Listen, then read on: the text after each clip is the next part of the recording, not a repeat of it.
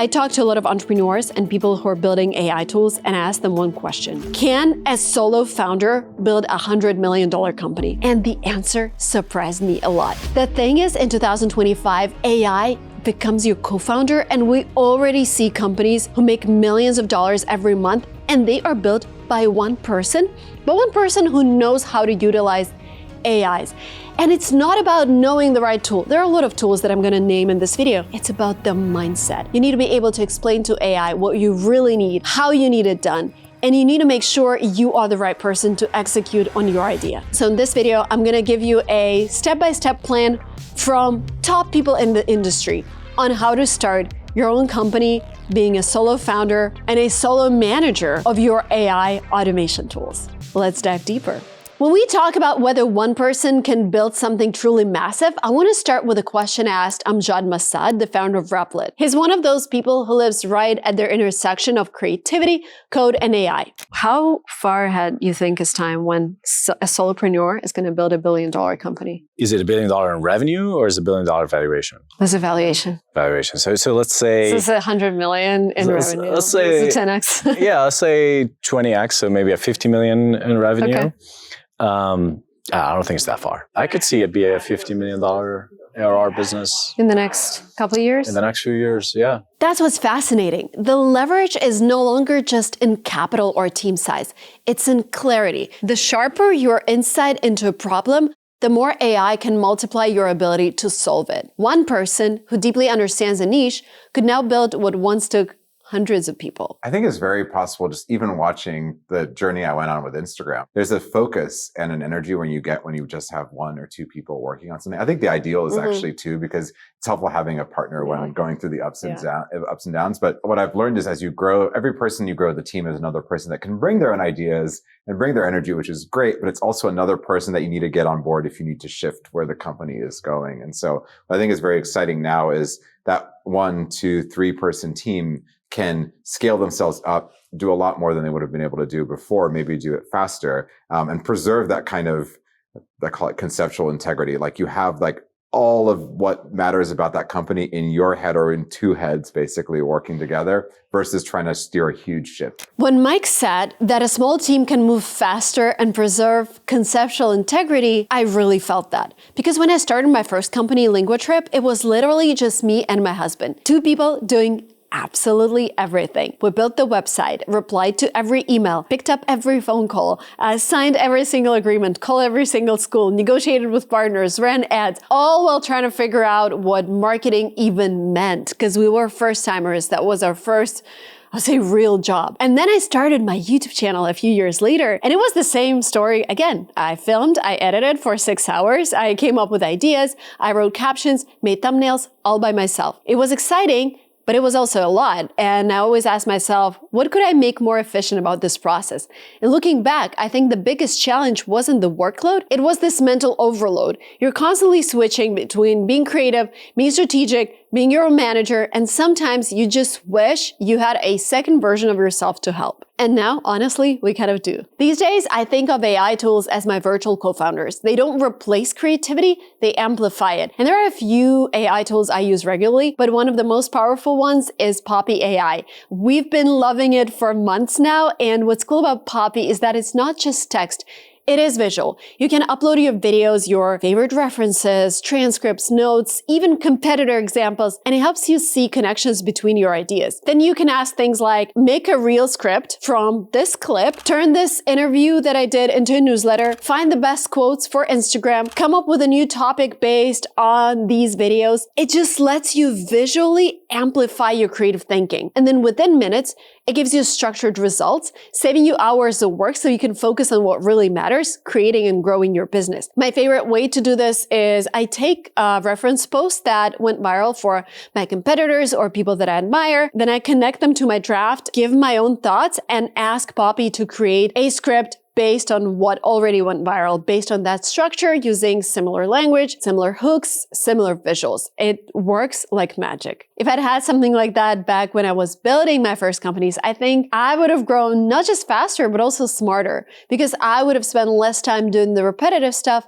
and more time thinking, okay, what's the next big idea? What actually moves the needle? Where will I get the highest ROI? So if you're at the beginning, maybe you're starting your first channel, launching a business, or just testing an idea, use tools like this early. If you decide to give Poppy AI a try, use my code SVG for $25 off the yearly plan. But honestly, the real value isn't the discount. It's that feeling of finally having more time to think, because maybe your big idea is already in front of you. You just haven't had the time to see it yet. Before you open ChatGPT or Replit and start prompting, you need clarity. Daniel Priestley calls this founder opportunity fit. It's that rare overlap between what the world needs and what you naturally love to do. The number one strategy is pause, reflect, and document. So go for a walk with a pen and a paper. Don't listen to music. Don't take your phone if you possibly can. Your job is to go for a half an hour walk and reflect upon this question. So you want to reflect on the question, when was the last time I did something special for a certain type of person? We got a remarkable result, and I can explain how we did it step by step. Right? So you're looking to reflect on this question so that you can write down, what did we do that was special? Who did we do that for? What was the outcome? What was the result? Why was it valuable? And what were the steps that we took to get there? And it should be largely based upon something you lived through that you were hands-on with. And then you're thinking about, I wonder if I could scale that out to more people. But you're trying to find something that you enjoyed working on, because then it's going to naturally have a good founder opportunity fit. Your best startup idea usually isn't something new. It's something you've already done successfully for someone else. It's embedded in your experience, your curiosity, your pattern recognition. It's something that your friends are asking you about. Daniel told me that's where your advantage comes from. It was the same for me. Everyone was asking me about those study abroad trips that I was doing. So when your product is built from your story, your decisions are obvious. You're not chasing trends, you're scaling something you already understand intuitively. Once you've found what you're meant to build, the next question isn't what to make, but how to make it. This is the moment where coding becomes creative writing. The founders who win won't be the ones who know syntax, they'll be the ones who know how to exactly describe what they want. So you need to understand what you want. We're always trying to build tools to optimize our internal things, and we like to use Replit for that. But when I was building something, I kept getting an error. So I asked the founder, why? I'm trying to build something with Replit right now. And the thing is, it's something that I'm encountering. So yes, it's building like a beautiful layout, but then sometimes, service unavailable. That's the recent bug I got. So it feels like it's interesting. Yeah. On the deployment, so you can go to logs here and understand why the service is unavailable. So you can see there's an error. You can copy that error and give it to the agent and tell it, when I deploy, I get this error. Okay, let's try.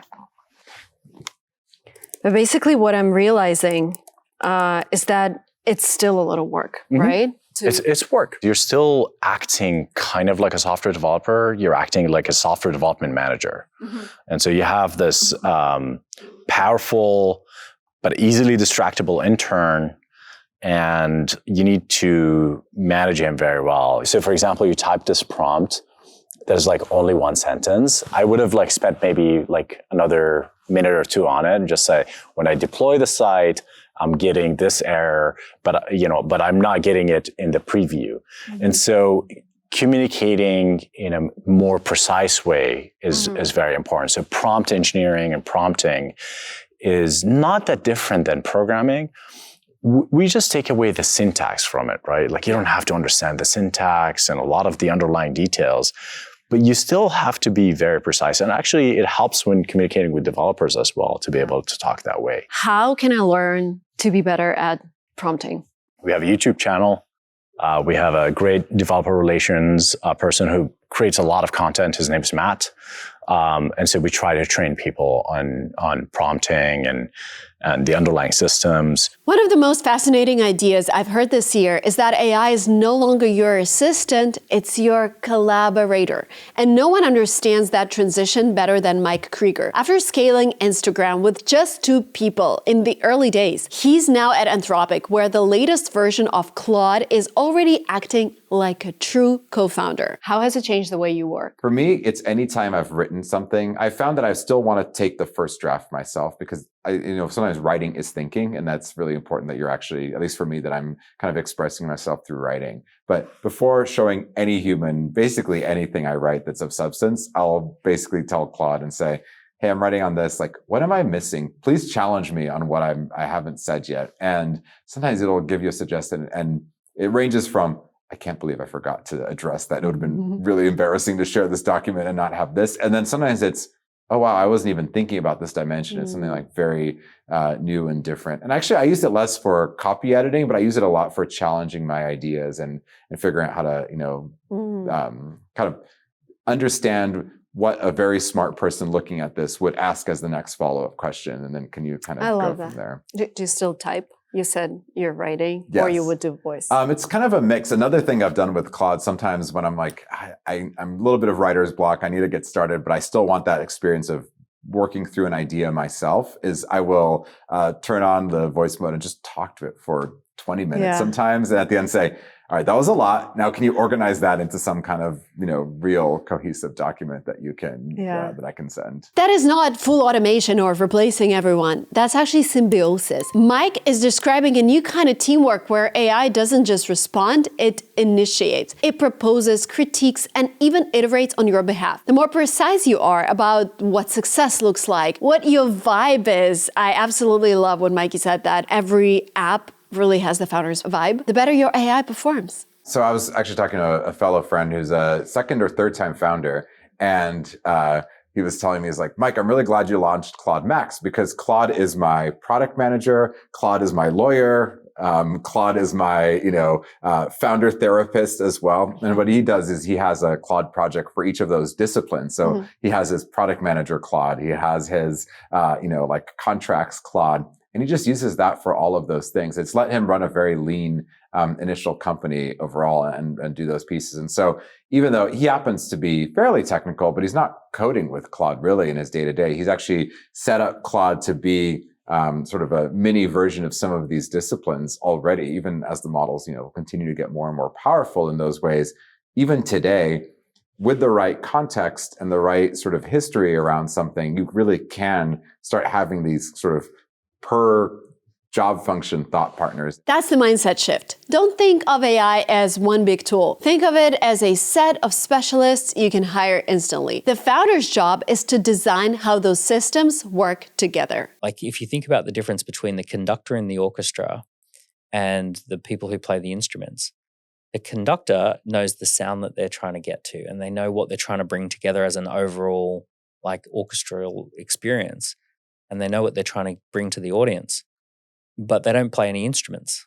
So I'm kind of that guy. That's the perfect metaphor for this new era. You don't need to play every instrument anymore. You just need to know the music you're trying to create. The next natural question is, if AI can do almost anything, what should you build? To answer that, I talked to a lot of people. Actually, it's one of my favorite questions, and no one ever told me, oh yeah, just retire. Everyone is actually optimistic. So I talked to Aravind Srinivas, the founder of Perplexity. His company went from 150 million valuation 2 years ago to nearly 20 billion. The first thing I do when I wake up is read everything all the users are saying on different social platforms.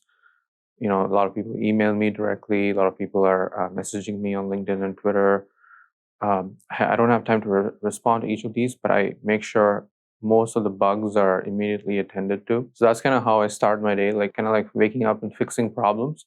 And interestingly, that's never made me feel tired. I only get more energized by trying to fix issues. And you may think oh, what really comes out of this process of waking up every day and just bug fixing and triaging and trying to identify places for improvement. But we really believe in the mantra of 1.01 to the power 365 is 37.78. Can you explain? Okay, so if you do a 1% improvement every day, how much do you improve at the end of the year? You improve 3,700%. Mm-hmm. You don't improve like Compounds. Yeah. 1% multiplied by 365. Yeah. That's the concept of the exponential. That mindset, 1% better every day, is how solo founders will build empires. You don't need a perfect plan, you need a compounding process. But even with that, Aravind says you still need obsession. I would just say the bet you can make is do what you truly are obsessed about. Because fundamentally, it's a bet on yourself. Mm-hmm. It's not a bet on the market. It's not a bet on ecosystem, like what competitors will do, will not do. Like, don't try to be this whiteboard strategy master. Like, it's completely pointless. Like, when your idea works and gets like 100 million or like billion in revenue, always expect the existing people to go after it, because everyone's looking for that incremental revenue in AI because the capex is so high. Mm-hmm. So the only way to justify all this is to actually turn that into like business profits. Mm-hmm. And so they'll go after you. So the only thing you can bet on is whether you're so obsessed about a topic that you will do it anyway, regardless of all the odds stacked against you.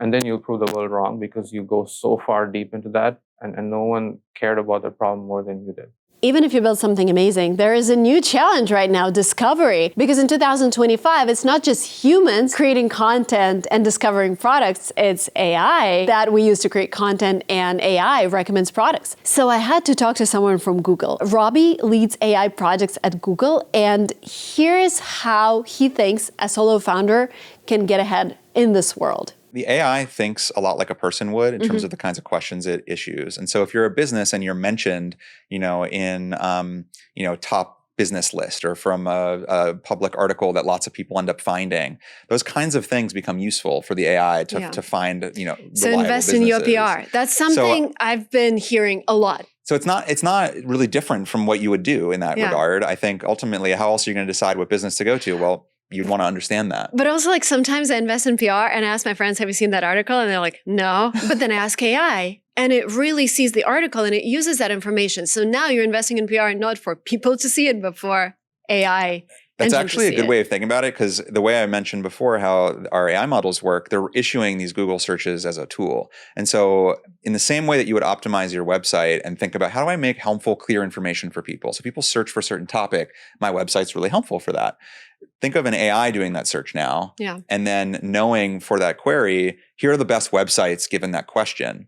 That's now will come into the context window of the model. And so when it renders a response and provides all of these links for you to go deeper, that website's more likely to show up. Yeah. And so it's a lot of that standard best practices around building great content really do apply in the AI age for sure. And this is so 2025. You are no longer marketing to people, you're marketing to the algorithms that recommend things to people. So in the past, SEO was about keywords. Now it's about trust signals. If your content is genuinely useful, if your product is mentioned across quality sources, the AI will recognize you as the best match when users ask questions. So the new SEO is simple. Be helpful, be real, create content to be findable. Have AI call. Yeah. So you can go, what kind of pet do you have? Dog. Next. Select poodle. a breed. Okay. Boom. It's a little one. Very little, yeah, extra small. Baby. Under 1 year. Bath and brush. Haircut. Okay, haircut. Let's nice. make it look like a teddy bear. Sweet. Any flexibility? It's okay. Okay, flexible. You want to receive a text or an email? I guess you already got your email in here. Yeah. So maybe we'll just do that. Great. Los Altos. And so it puts your order in here. And so now what it's going to do is it's going to kick off a process where it's going to make phone calls on behalf of you to a bunch of different local businesses. So these are businesses that there's no easy way to access them on the web. Many of them are local. They're run by most of small the businesses, right? It's just like a person running a business. Yeah. And then you will get an email when it's done, and it'll give you all of the times, and you can follow up from there. And how long is it going to take? It depends on the How many calls question. are you going to make? Probably 5-10 minutes. You probably get something back. Oh, really? Yeah. Oh, wow. I got an email. We received your pet grooming request. Okay, nice. So it's working. Okay, it's working. This one's a offline agent, so it's got to go do a bunch of phone calls for you. That's not a demo. that's a reality. Soon AI will buy, book, and negotiate for us. The question is, can your business speak AI? That's where automation stops being a buzzword and becomes your survival strategy. There is a cool tool you can use. I talked to Mari, the founder of 11 Labs, and they're already living in that future. There's definitely a few different areas, whether it's on the more classic customer support use cases where you, instead of having a old IVR system or no system, you can now deploy a voice agent that will take the calls instead and will both delight the customers on the other side because it understands you, it's quick, it's good, but then also just performs better. And then outside of customer support, we are seeing that across the entire lifecycle of the user journey. In some places where it adds an experience that wasn't possible before. And a simple case is inside of the product or even outside of the product. And you might have seen back in the day, there was those widgets for chat. Now you could have a voice agent that helps you navigate through the product experience. So it becomes your like a partner programmer, product person that helps you navigate through that lifecycle. And you also mentioned, so of course, some of the big pieces is in inbounding and outbounding. We actually use it ourselves in 11 Labs too, where of course we do have a standard flow. We have people that will answer the reply and take a phone call too. But if you want to go quicker, you can speak straight directly with our agent to understand our product offering, understand our pricing, understand what you can do with the product, which helps you accelerate through the pipeline, depending and sometimes self-disqualify if you are not the right fit for our product offering, and sometimes helps you accelerate, okay, this is exactly the set of use cases I can do, this is how I can deploy, and then routes it to other people. So what does all this mean for the rest of us? For creators, for entrepreneurs, for anyone thinking about starting something now? I wanted to end this journey with a quote from Reid Hoffman, someone who's been at the center of every major tech shift over the last 20 years. I always recommend hope versus fear and curiosity and optimism versus, paranoia. But it doesn't mean that it isn't painful to do the transition. So yes, AI tools will be available in a small number of years for everything. And there'll be AI tools for not just the thing I've created with Read AI, but like real-time interaction with Read AI and all the rest of that. And that will happen. But what we should be doing is figuring out how do we add our own creativity. I mean, you're one of the creators and everything else. How do we add our own creativity and amplify ourselves with the tools? I love this perspective because it matches how I see this moment. I've always been an optimist about AI, not because it's perfect, but because I see how it helps me in day-to-day life, how much my life has improved. And it opens doors that used to be locked or that were unreachable for me. The fear that it will take away our jobs is real, but the truth is it's creating a new kind of job, one where we design, direct, and collaborate with intelligence itself. And that's why I keep saying that it's very important that you work on your taste, because taste makers will be the ones who will create amazing products with AI. Thank you so much for watching this video up to the very end. And if this inspired you, share it with someone who's ready to start. Please subscribe to my email newsletter where I share my favorite AI tools that I use for my businesses. Please subscribe to this channel and I hope to see you soon.